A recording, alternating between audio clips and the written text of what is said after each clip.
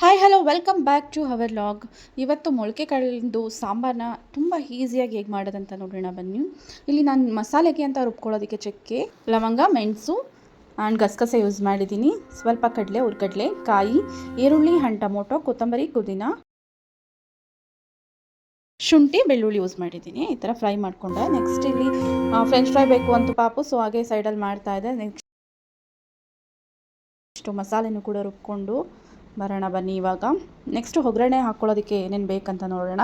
ನಾನು 2 ಆನಿಯನ್ನ ಪುಟ್ಟದಾಗಿರೋದನ್ನು ಕಟ್ ಮಾಡ್ಕೊಂಡಿದ್ದೀನಿ, ಅದಕ್ಕೋಸ್ಕರ 2 ಆಗಿದೆ ಕ್ವಾಂಟಿಟಿ. ಆ್ಯಂಡ್ 1 ಆನಿಯನ್ನ ಯೂಸ್ ಮಾಡ್ಕೊಬೋದು. ಆ್ಯಂಡ್ ಸ್ವಲ್ಪ ಕರಿಬೇವು, ಸಾಸಿವೆ ಆ್ಯಂಡ್ ಜೀರಿಗೆನೂ ಕೂಡ ಯೂಸ್ ಮಾಡಿ.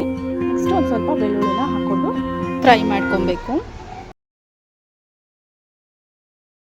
ನೋಡಿ ಮೊಳಕೆ ಕಾಳಿಂದು ಆ್ಯಕ್ಚುಲಿ ನಿನ್ನೆ ನೈಟು ಯೂಸ್ ಮಾಡಿ ನೆನೆಸಿದ್ದು, ಬೆಳಗ್ಗೆ ಎಲ್ಲ ಜರಡಿ ಮಾಡಿ ನೀರೆಲ್ಲ ತೆಗೆದು ಈ ಥರ ಹಾಗೇ ಇಟ್ಟಿದೆ. ಲೈಟಾಗಿ ಬಂದಿದೆ. ಬೆನಿಫಿಟ್ ಏನು ಗೊತ್ತಾ, ಈ ಥರ ಲೈಟಾಗಿ ಬಂದ್ರೇ ಪ್ರೋಟೀನ್ ಚೆನ್ನಾಗಿರುತ್ತೆ ಅಂತ. ತುಂಬ ಹೆವಿ ಬಂದುಬಿಡುತ್ತೆ, ಅದಷ್ಟು ಟೇಸ್ಟ್ ಕೂಡ ಇರೋದಿಲ್ಲ. ಇದು ತುಂಬ ಚೆನ್ನಾಗಿತ್ತು.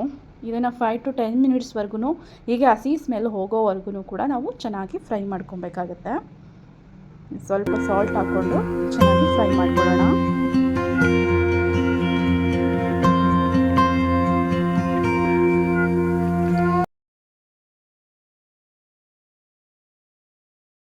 ಒಂದೆರಡು ಪೊಟೊಟೊನೂ ಕೂಡ ಸಣ್ಣದಾಗಿ ಕಟ್ ಮಾಡಿ ಹಾಕ್ಕೊಂಡಿದ್ದೀನಿ.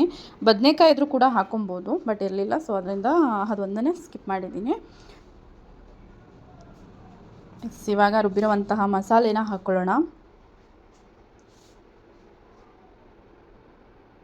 ಸ್ವಲ್ಪ ನೀರು ಹಾಕ್ಕೊಂಡಿದ್ದೀನಿ, 1 ಗ್ಲಾಸಷ್ಟು. ನಿಮ್ಗೆ ಎಷ್ಟು ಕ್ವಾಂಟಿಟಿಲಿ ತಿಕ್ನೆಸ್ ಬೇಕಾಗುತ್ತೆ ಅಷ್ಟು ನೀವು ವಾಟರ್ನ ಆ್ಯಡ್ ಮಾಡಿ ಕುದಿಸ್ಕೊಬೇಕಾಗುತ್ತೆ.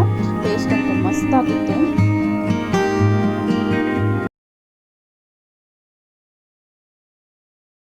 ಮಧ್ಯಾಹ್ನಕ್ಕೆ ಅಂತ ನಾನು ಮುದ್ದೆ, ಅನ್ನ, ಸಾಂಬಾರು ಮಾಡ್ಕೊಂಡಿದ್ದು. ಆ್ಯಂಡ್ ಮ್ಯಾಂಗೋ ಸಾಂಬಾರಂತೂ ಸಕ್ಕ ಟೇಸ್ಟಿಯಾಗಿತ್ತು. ಆ್ಯಕ್ಚುಲಿ ಇದನ್ನು ಮಾರ್ನಿಂಗೇ ನಾನು ಮಾಡಿದ್ದು. ಮಾರ್ನಿಂಗ್ ನಾನು ಇದಕ್ಕೆ ಇಡ್ಲಿ ಮಾಡ್ಕೊಂಡಿದ್ದೆ, ಮಧ್ಯಾಹ್ನಕ್ಕೆ ನಾವು ಮುದ್ದೆ ಮತ್ತು ರೈಸ್ ಮಾಡ್ಕೊಂಡಿದ್ದೆ ಇದಕ್ಕೆ. ಆ್ಯಂಡ್ ತುಂಬ ಟೇಸ್ಟಿಯಾಗಿತ್ತು. ಸೊ ಇದೇ ಮೆಥಡಲ್ಲಿ ಯೂಸ್ ಮಾಡಿ ನೀವೂ. ಆ್ಯಂಡ್ ಇಡ್ಲಿ ಕೂಡ ಸಕ್ಕತ್ತಾಗಿ ಬಂದಿತ್ತು, ಸಾಫ್ಟಾಗಿ. ಟೇಸ್ಟ್ ತುಂಬ ಚೆನ್ನಾಗಿತ್ತು.